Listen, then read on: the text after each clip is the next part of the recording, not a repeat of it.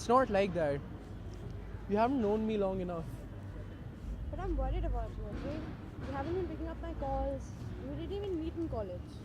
You could try and tell me. I'm only trying to help you. Well, the thing is that I have been suffering from this really chronicle anxiety, man. It's the same thing I felt once as a little boy lost at a carnival, terrified of the world, frantically searching for my parents.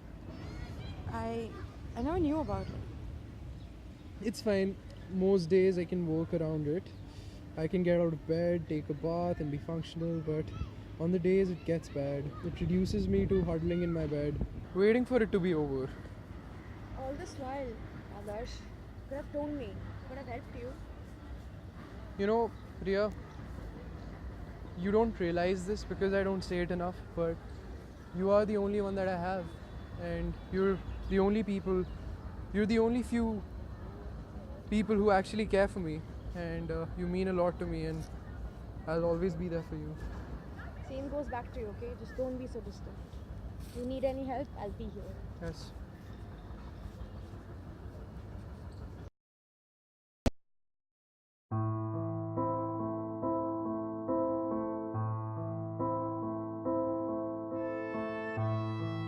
While sleeping, I heard the sound of the sky falling on my head. It was so vivid, so lifelike, that it woke me up. I've got reason to believe it was a prophecy that the sky will fall on our heads soon enough.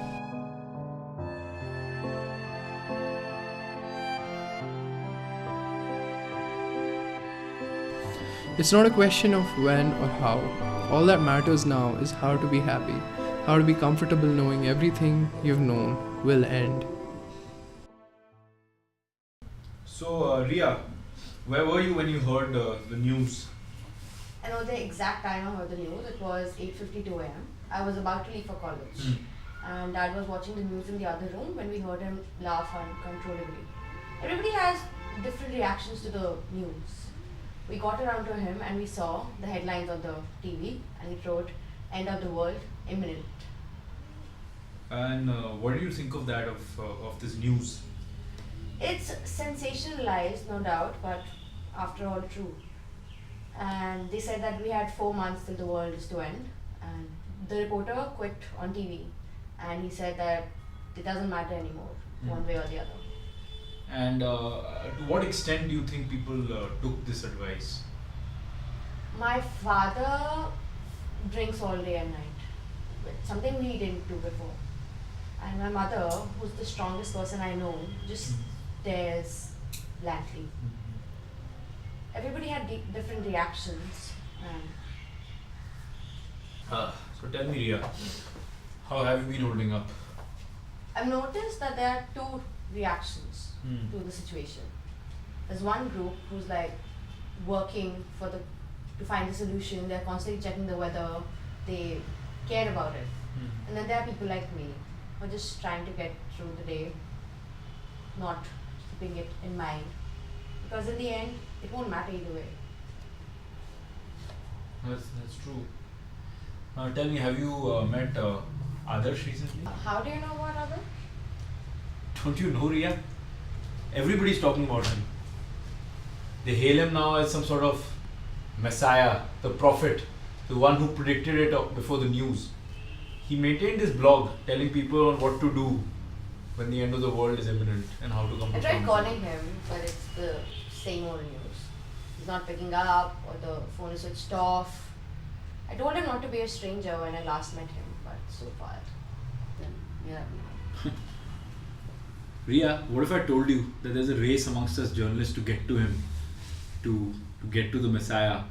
Before this, nobody knew who he was. Now, everybody talks about him. Everybody. I'm quite surprised about that. He was not the person who took a stance, and now he is. I believe what people think depends on the times. Earlier, when there was no imminent threat of the world ending, all people cared about was crappy slapstick humor compressed into 30-minute morsels that paraded themselves as situational comedies, etc. See, once the world is ending, they'll think that nothing ever mattered at all, so losing it all doesn't seem so bad. I met him once. I hope he's alright. I was thinking, we all have a countdown on the chosen day. Brothers and sisters, sitting, waiting for the sky to fall together. When the fear gets bad, I like to think that I'm not my thoughts. I'm the person observing those thoughts. I like to visualize myself in a green grass field, watching my thoughts float like clouds in the sky.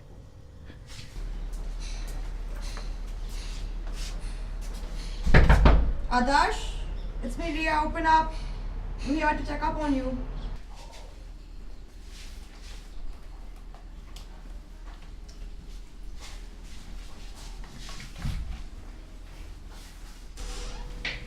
Hi. How are you? How have you been?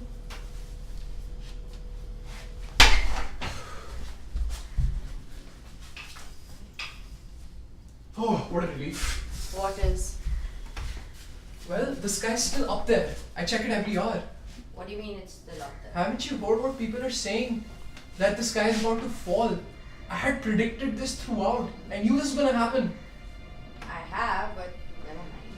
Well, my blog is gaining traction and people have started opening up to it, and it's like it's forming a cult. It's like a religion. I feel as if I'm yielding some kind of power, some kind of energy.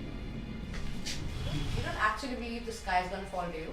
I do. I mean, that's what I foresaw. I saw it in my dream.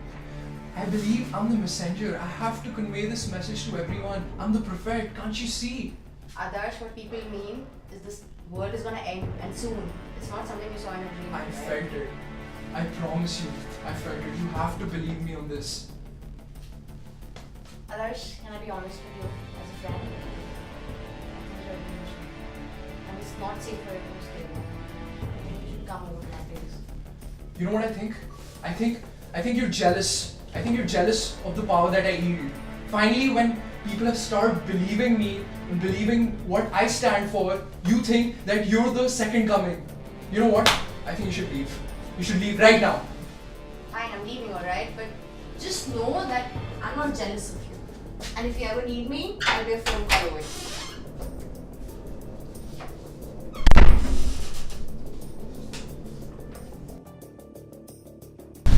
I believe he was delusional even before the news came in. And people reading and believing his blog just gave the delusions more power. But all these people seeking comfort in the words of someone delusional, I mean, even if it's true, how do you think this happened? I believe there's a certain kind of psychosis behind it. His anxiety got the better of him that he had to invent situations to justify it. He's just a guy who needs help, and he refuses to accept it. I've read his works, and what he's written is monumental work.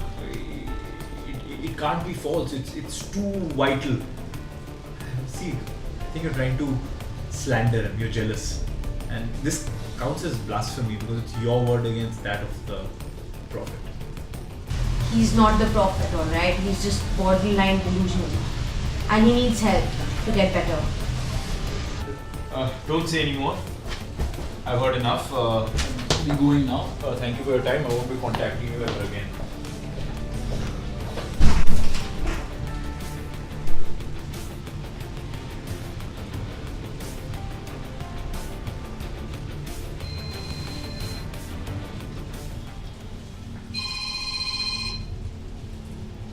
Hi, Adarsh. I know I'm not gonna wait.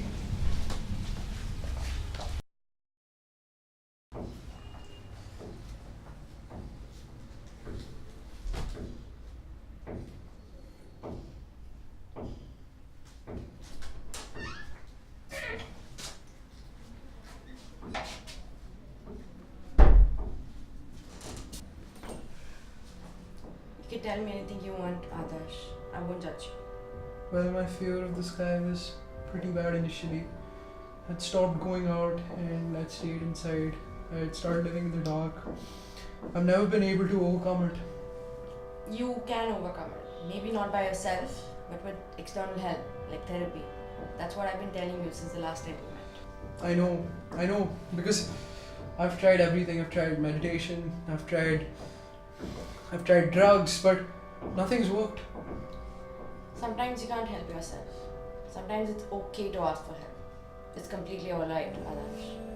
What you said last time set me thinking, and I realized that the fear of the sky falling on my head had been a delusion.